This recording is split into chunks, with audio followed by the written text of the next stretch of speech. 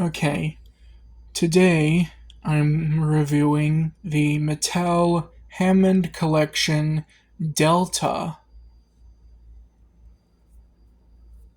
This figure was pretty cheap. I'm not saying it's bad, I'm saying it is a lot cheaper than the figures I usually get, and it does show in some ways. First of all, the painting is not that bad at all. I'd say it's pretty good, but it's not as good as anything like Beasts of the Mesozoic or anything Creative Beast Studios makes. Jaw can open like unreasonably wide, and it also looks very weird when it has its jaw open. It looks like it has an underbite or something, but no, it's kind of weird. At least the teeth look pretty nice on it. Stripes also look pretty good. Kind of wish I had more of them, especially down the tail. Hips are kind of wide, but not nearly as wide as they were on previous figures. Like the original Hammond Collection Velociraptor, man, this is like leagues better than that. No disproportionate clown feet or really weird sculpting. None of that. Well, some of it, but not as bad. The hands are at a permanent posture.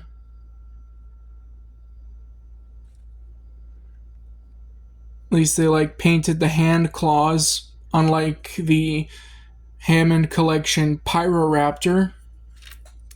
Unfortunately, they did not paint the dew claw. That's a little thing that Mattel forgets to do with these smaller figures, is paint the dew claw. It also has a lot less articulation. If I got a Creative Beast Studios figure at this size, figures this size from Beasts of the Mesozoic, they have all the posability. They have a waist joint and an ankle joint to go with the hip and knee and foot, and also a wrist joint to go with the shoulder and elbow, but it's not here. In terms of posability, it has a swivel at the head here. Can look up and down. And it has a swivel at the base of the neck. Can also move up and down. Really good range of posability for this. You can get some good looking up and down poses, but not so much side to side. You can sort of get that, but you'd have to have it looking up and to the side. So there's that. Shoulders, they can move out and in. It's got a single jointed elbow that can swivel around and bend. The hips can move backward and forward, and they can move out to the side a little bit. The knees, also a single joint.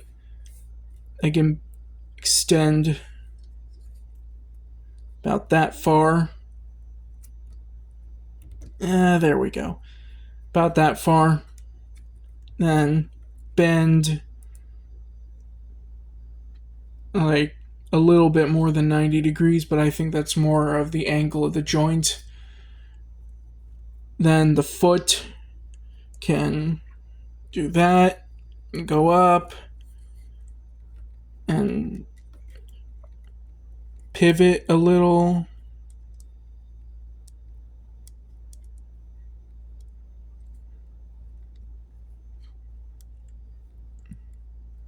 Then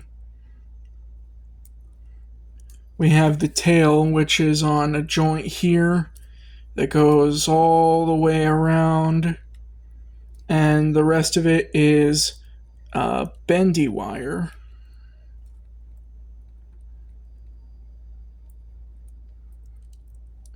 Now, I'm kind of concerned about the strength of the wire in this tail because I feel like it's going to break the tail through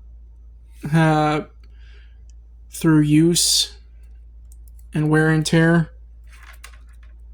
That's one thing about bending wires. That's a drawback. The wires can sort of break the tail because the tail's made of rubber, so it doesn't last as long as hard plastic.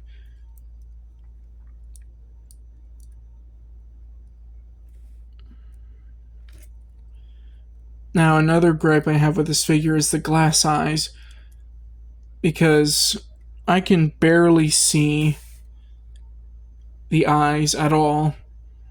They're just not bright enough. Like, watch when when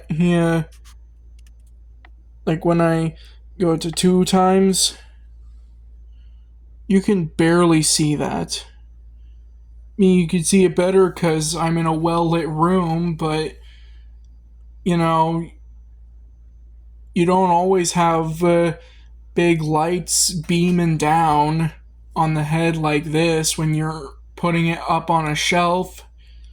You usually see the eyes in shadow like this, and it looks like his soulless black eyes or soulless slightly yellow eyes.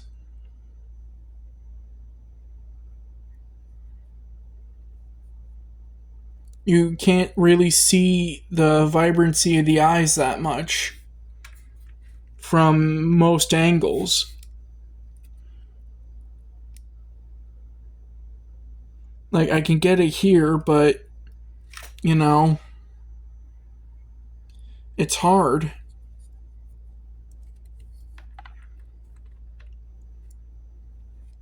I mean, you're honestly better off getting a replacement head from, like, Ciratech or something, because the glass eyes they make are actually functional. You can actually see them most of the time.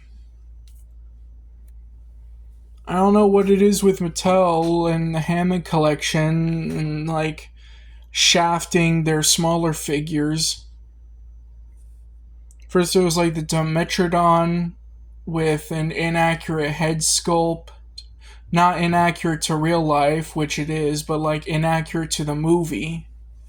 Not only that, it had lifeless glass eyes as well. And same thing with the blue, and it just doesn't work. They need to step up their game with these glass eyes.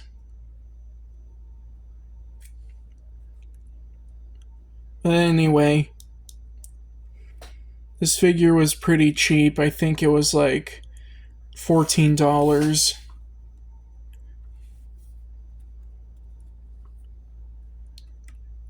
or $18 online. Combine that with shipping, and that's like $20.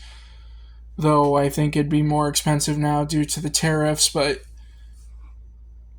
you know, it's pretty solid.